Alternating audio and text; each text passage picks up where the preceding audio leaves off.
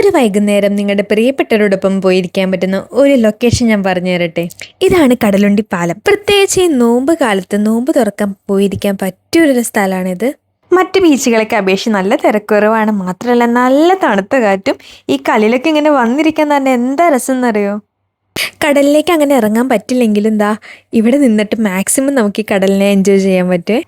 ഈ കാണുന്നതാണ് പാലം. പാലത്തിന് മുകളിൽ നിന്നൊക്കെ നോക്കി കാണാൻ നല്ല രസമാണ്. എന്തൊക്കെ ബീച്ചിൽ ഇറങ്ങണം എന്നുണ്ടെങ്കിൽ വേറൊരു വഴിയുണ്ട്. ആ വഴിക്കൂടെ ഇറങ്ങി കഴിഞ്ഞാൽ പാലത്തിന് നേരെ താഴെയുള്ള ബീച്ചിലിരിക്കാം. അതുമാത്രമല്ല നിങ്ങൾക്ക് ഇനി സേവ് ദ ഡേറ്റ് എടുക്കാൻ പ്ലാൻ ഉണ്ടെങ്കിൽ അതിനും പറ്റിയൊരു കിടിലൻ ലൊക്കേഷനാണിത്. ഒന്നും വേണ്ട, നല്ല തണുത്ത കാറ്റ് കൊണ്ട് അങ്ങനെ ഇരിക്കാൻ നല്ല രസമാണ്. ഞങ്ങളങ്ങനെ ഇരുന്നപ്പോൾ ഒരു തിര വന്ന് ഞങ്ങളുടെ മേത്ത് ഫുള്ള് വെള്ളമാക്കിട്ടോ.